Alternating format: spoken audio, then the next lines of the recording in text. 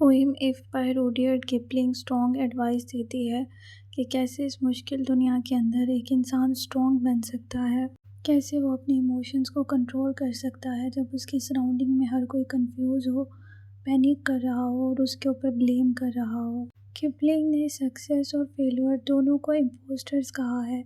Impostors मतलब कि fake.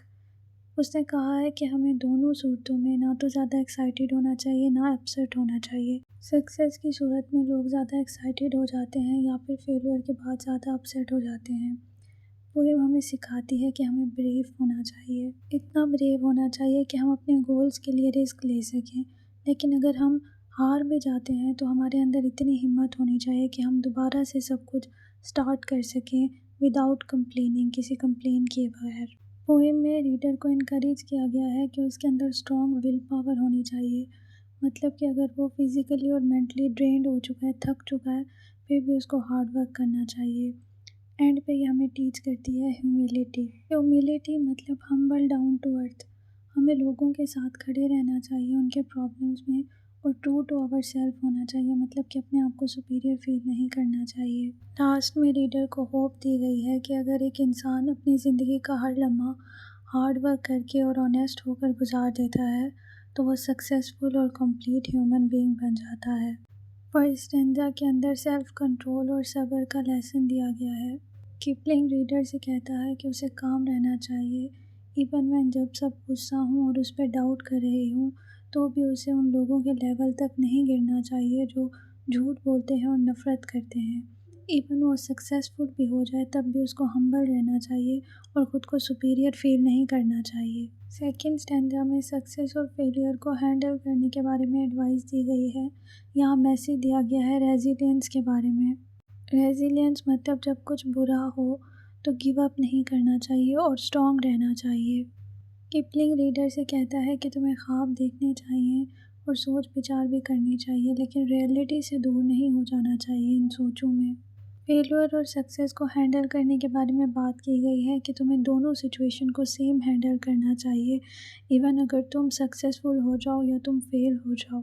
अगर तुम फेल हो जाओ तो तुम्हें इतना ब्रेव होना चाहिए कि तुम सब कुछ दोबारा से स्टार्ट कर सको, और अगर तुम सक्सेसफुल हो जाओ तो तुम्हें सुपीरियरिटी का शिकार नहीं होना चाहिए। थर्ड स्टैंजा में डिटर्मिनेशन और विल पावर के बारे में बात की गई है। यहाँ रीडर को मैसेज दिया जाता है कि कभी गिव अप नहीं करना चाहिए। इवन तुम फिज़िकली और मेंटली ड्रेन हो चुके हो, थक चुके हो, फिर भी तुम्हें गिव अप नहीं करना चाहिए। जब तुम्हारे सराउंडिंग में हर चीज़ तुम्हें ये कहती है कि तुम्हें क्विट कर देना चाहिए तो ये तुम्हारी डिटर्मिनेशन और इनर स्ट्रेंथ होती है that keeps you standing. Stanza 4 में सोशल इंटेग्रिटी और मैच्योरिटी की बात की गई है। यहाँ पे मैसेज है कि तुम्हें अपने साथ ट्रू रहना चाहिए, ऑनेस्ट रहना चाहिए। तुम में इतना कॉन्फिडेंस होना चाहिए कि तुम इम्पोर्टेंट लोगों जैसे किंग्स के साथ वॉक कर सको और ऑर्डिनरी लोगों के साथ जैसे क्राउड्स के साथ भी बोल सको। लेकिन तुम्हें ट्रू टू योर सेल्फ रहना चाहिए, मतलब अपनी शख्सियत को नहीं खोना चाहिए, इवन तुम इम्पोर्टेंट लोगों के दरमियान हो या ऑर्डिनरी लोगों के दरमियान हो।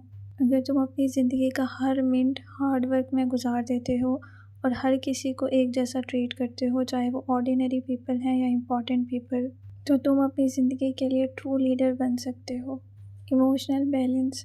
किपलिंग ने रीडर को कहा है कि उसे अपने इमोशंस पर कंट्रोल रखना चाहिए।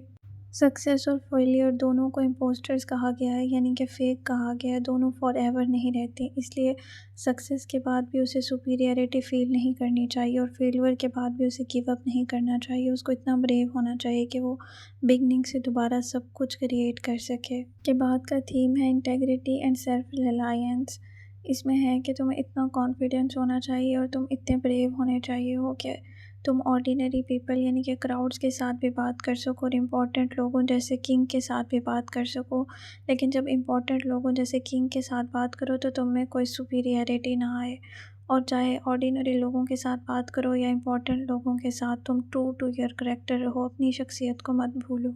हमेशा अपनी जजमेंट पर बिलीव रखो, लेकिन इतने हम्बल बनो कि दूसरों की बात सुन सको। पोएम का मेन आइडिया ये है कि ये रीडर को एडवाइस दे रही है कि जब दूसरे लोग उस पर डाउट कर रहे हों या उसकी ज़िंदगी में गलत हो रहा हो, सब कुछ सक्सेसफुल ना हो रहा हो, तो भी उसको काम रहना चाहिए। उसको सक्सेस और फेलियर दोनों को एक जैसा हैंडल करना चाहिए, क्योंकि दोनों टेम्परेरी हैं, दोनों फेक हैं, कोई भी चीज़ परमानेंट नहीं है। उसको हम्बल रहना चाहिए और ज़िंदगी के हर लम्हे में हार्ड वर्क करना चाहिए, लेकिन फेलियर हो जाए तो कभी भी गिव अप नहीं करना चाहिए।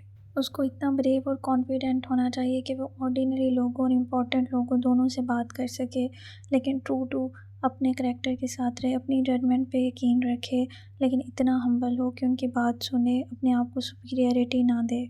आखिर में होप दी गई है कि ये सब करने से ना सिर्फ वो एक सक्सेसफुल इंसान बन जाएगा, बल्कि उसको दुनिया से रिस्पेक्ट भी मिल जाएगी।